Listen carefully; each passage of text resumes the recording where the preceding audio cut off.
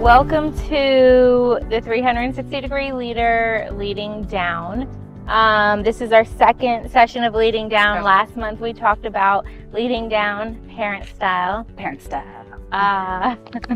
Because what we do, leadership, it ties back into our everyday lives. When we build influence with people, when we talk about adding value in relationships, that ties into every single aspect of what we do, not just in the office. Absolutely. But today we're going to talk about specifically what does that look like to lead down in the office.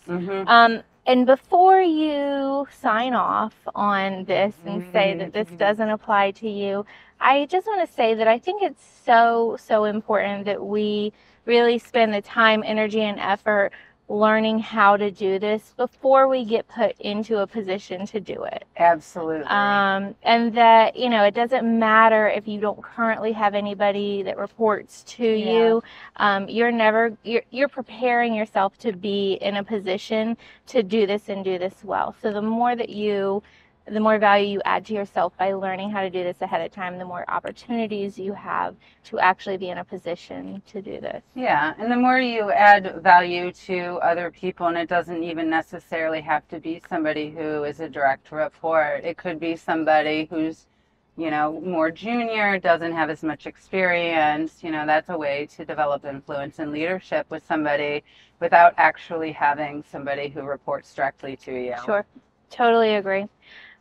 So you guys, this is our last video of the year. Emma and I have probably had too much fun doing this together. It's really been great for our relationship. Yeah. We've had a really good time, and we've had opportunities to kind of grow and learn, hopefully alongside y'all as we go through this. So just to recap, last video of the year, and we really just talked about influence this year, and how do we build our influence, how do we add value, build those relationships, expand those connections, and that is going to help us in every aspect of our lives. If we want to get ahead at work, if we want to build and strengthen our relationships at home, with our spouse, with our partner, with our friends, with our children, all encompassing. And so let's kick it off.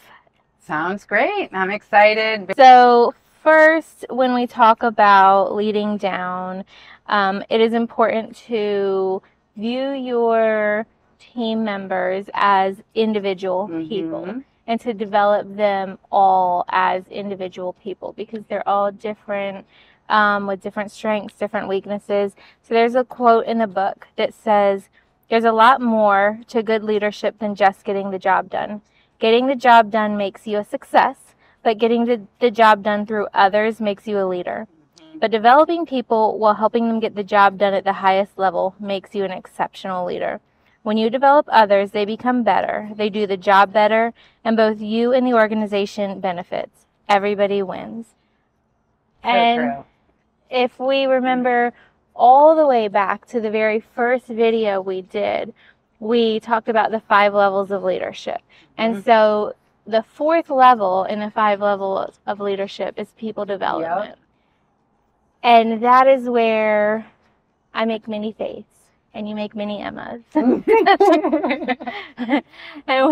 and we develop people that are our arms and our legs and our eyes and our ears, because they know the things that we do. We're teaching them, we're helping them, we're growing them. So that then it's not just you carrying the entire load, doing every single thing. And we can only be as successful as the team is going to be, right? And so by helping to develop the individuals on it, you're building everybody up and bringing everybody up on the team by doing that. Agreed. So there's a difference between equipping people and developing people. So equipping somebody is teaching them how to do a job. But when you develop a person, you're helping them improve as individuals. You're helping them to develop discipline or a positive attitude, and that is development.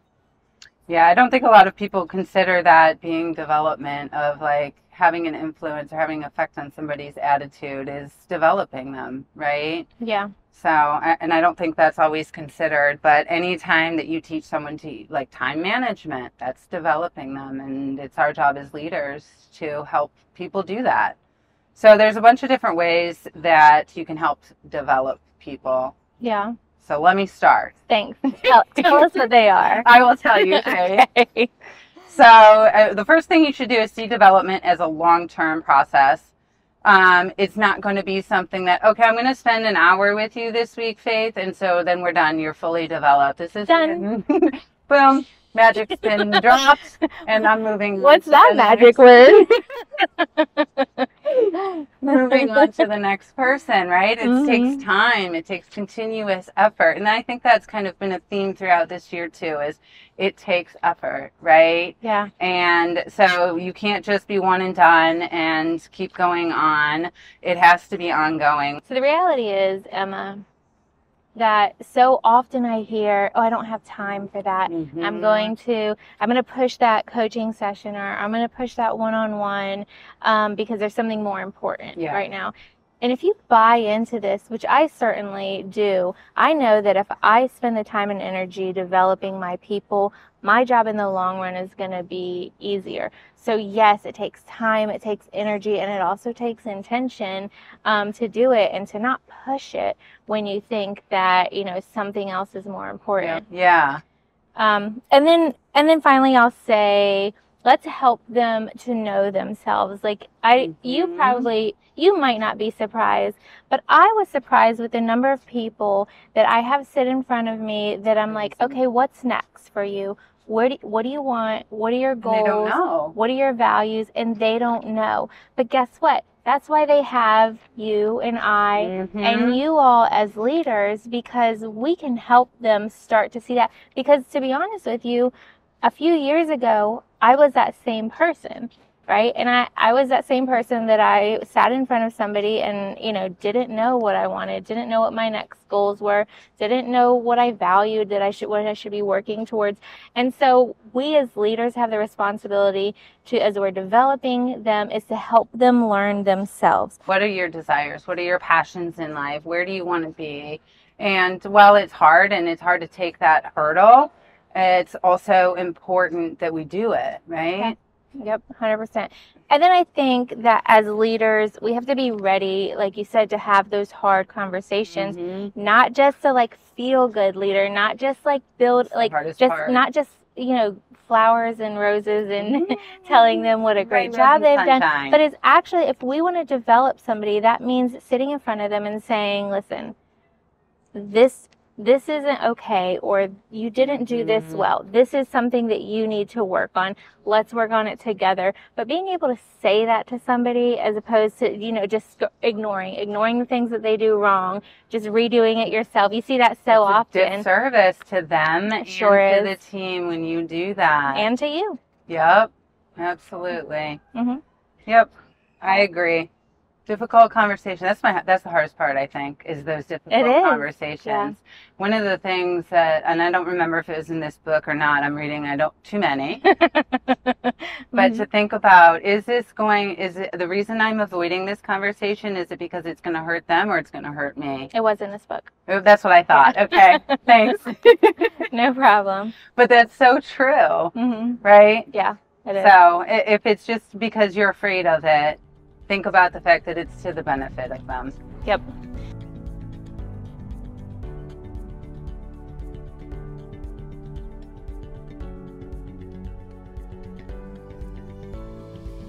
So the next leading down principle is placing people in their strength zones.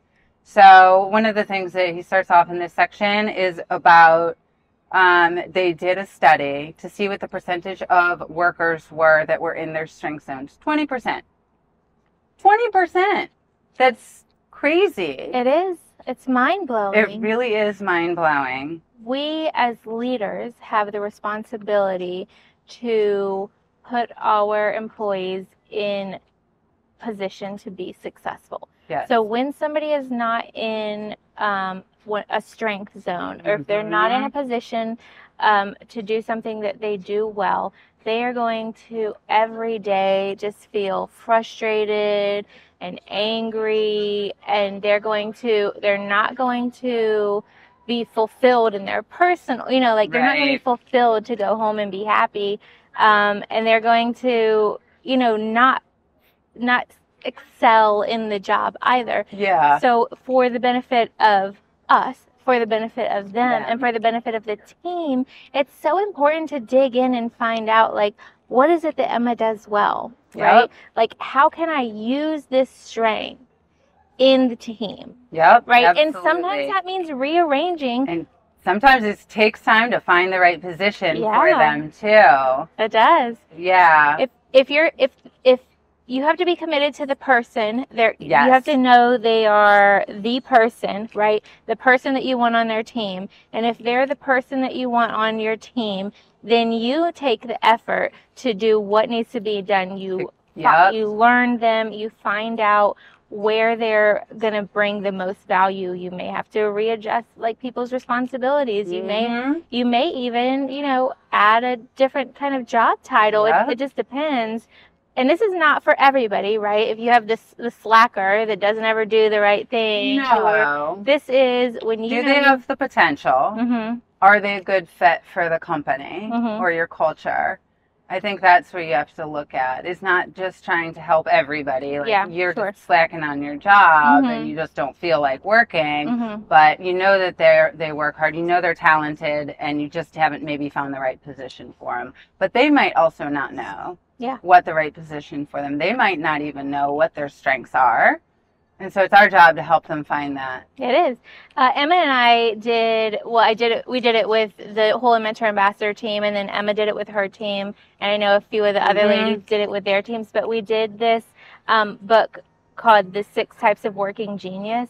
It's awesome. Talk about like thinking through like where's my mindset at? Where do I fit at on this team or inside this project? That book was really, really helpful in kind of identifying the type of person and kind of what position on the team they should be in. Right. I really enjoyed it. I really enjoyed that too. I think the last part of like putting people into their strength zone is once you figure out what that strength is, help provide them training and whatever that role ends up being that is most suited for their strengths as well. It's our jobs, again, to develop them. So exactly. Don't just throw them in there cold turkey and be like, oh yeah, this is where you're good. Okay, figure it out. All right. See you later. See you next year. If we're not giving the correct like training and development to our people, then it's unfair of us to ever fire a person. Yes, I agree. Honestly. I agree.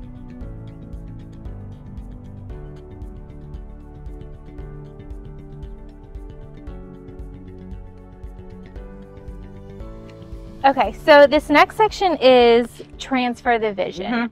Somebody gave me this analogy not that long ago about a box of Legos when we're talking about vision.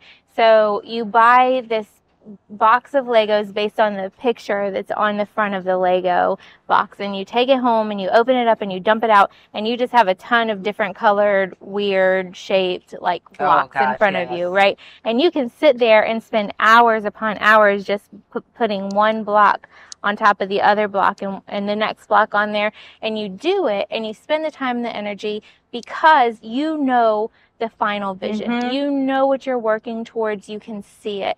And so with our team members, sometimes I think we do them a disservice when we kind of like don't give them the bigger picture or the bigger vision. So often we're siloed in our little departments, right? But how do we do a couple of things? There's a couple of things we can do. We can look at it from a couple of different ways.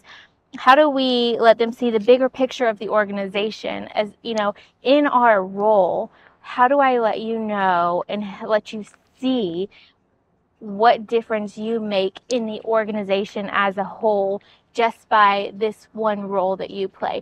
How do I expose you to other pieces and not hold everything as close as I can to the vest as the boss because I'm afraid of sharing, whatever.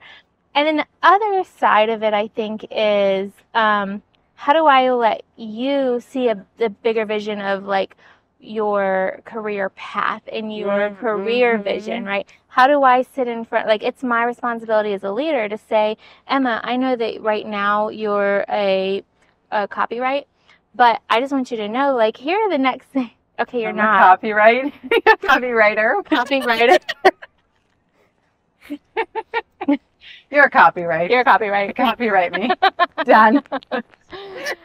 Although right now, you might be a copywriter.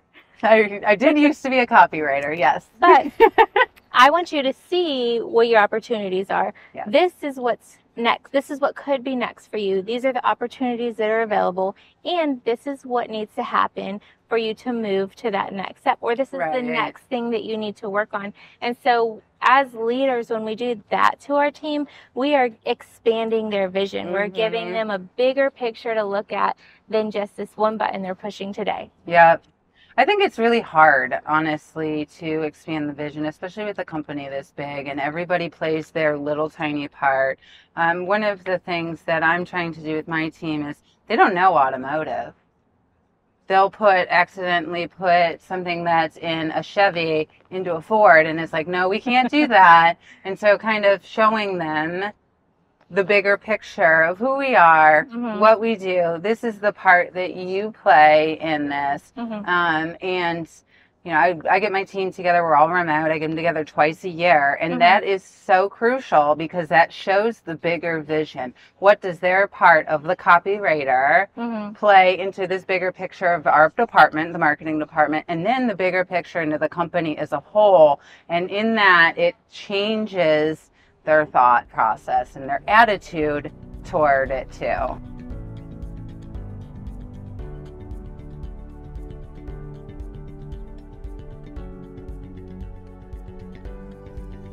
The final section in our 360-degree leader is rewarding for results. Everybody likes rewards. Everybody likes rewards. Absolutely. That is so true. And it's super important to reward for results and to do it in the right way as well. I'm not going to reward you if you just mess something up, right? But if you've been working hard, I've seen that you've been working hard, you've been putting the extra effort, you've been coming to our one-on-one coaching sessions and have seen an improvement in what you're doing, then it deserves some sort of an award, right? So how can we do that? And I actually just had one of these conversations with one of my managers, and he was like, this has been going so good, and I really want to say something about it. And I was like, hey, what you need to do is you need to praise publicly this, comment that you want to do it privately, but then a lot of people will be like, man, I wish everybody heard that. I've been working so hard and I want everybody to know, right? So you praise them privately,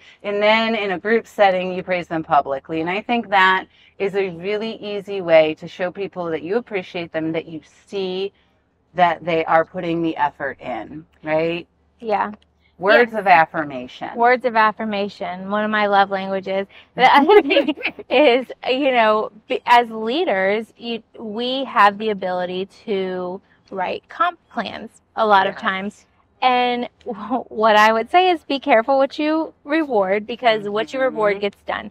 So as we're writing these comp plans, are we writing them with the end result in mind? What is it that, not just the end result, right? So as far as like a salesperson goes, not only, hey, how many cars did you sell or how much gross did you make, but how did you get there, right? What is your CSI scores? What is, like how many appointments did you do? How many appointments did you book and sell? Like what's your, all of these little pieces that go into the final result.